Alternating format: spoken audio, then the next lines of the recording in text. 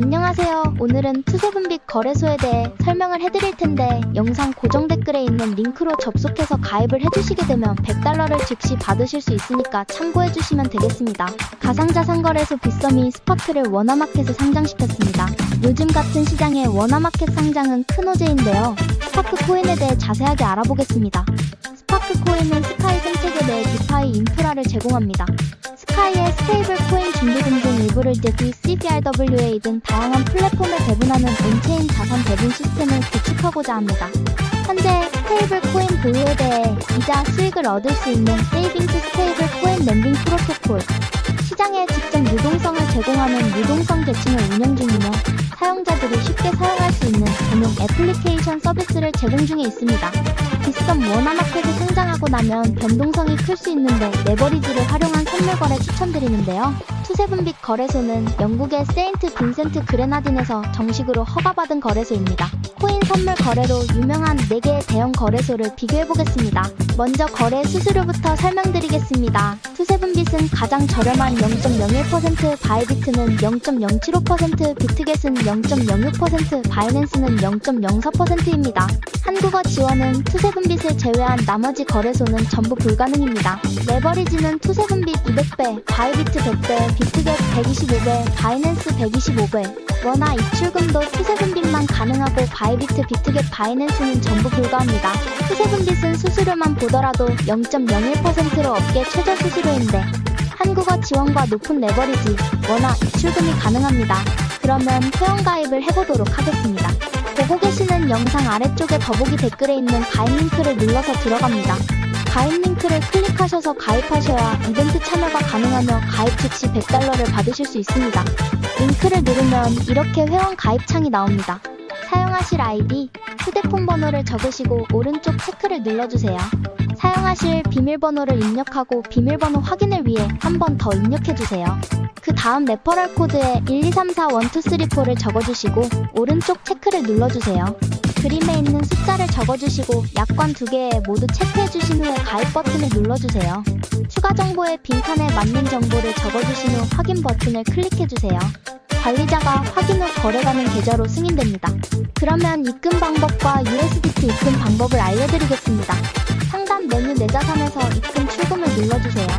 입금란에 원하는 금액을 입력해주시고 확인 요청하기를 눌러주세요. 자동으로 카카오톡 메신저로 가상계좌를 안내해드립니다.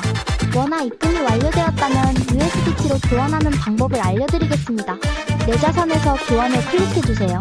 교환 탭에서는 원화와 USDT로 교환이 가능합니다. 투세분빛은 교환 수수료가 무료입니다. 마음 놓고 교환하세요. 원하는 금액을 정하신 후 전환하기를 클릭하시면 완료됩니다. 다음으로 거래 방법에 대해 알아보겠습니다. 홈페이지 메뉴에서 USDT 선물을 클릭해주세요.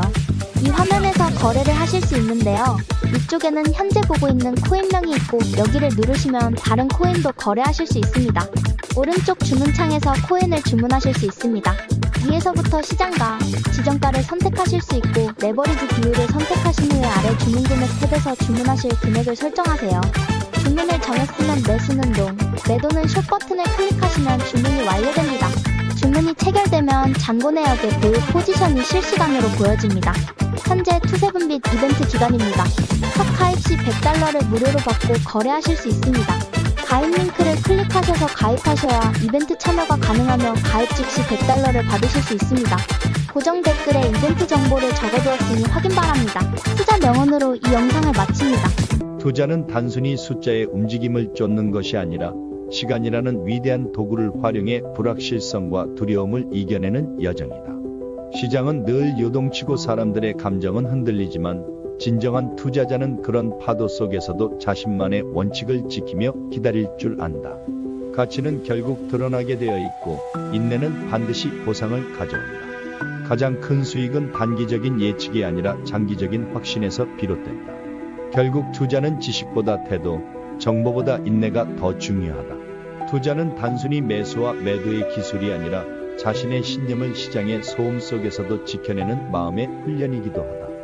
수많은 유혹과 공포, 전문가의 목소리, 시장의 속보들 속에서도 자신만의 방향을 잃지 않는 것. 그것이야말로 시간이 흐를수록 더욱 강력한 복리의 힘을 이끌어내는 비결이다. 사람들은 단기간의 성과에 집착하지만 진정한 투자자는 수익보다 먼저 자신이 어떤 투자자인가를 정의한다. 태풍이 몰아칠 때 나무는 뿌리로 버티듯 투자자 역시 그 뿌리가 되는 원칙과 인내로 흔들림 없는 성장을 이뤄낸다.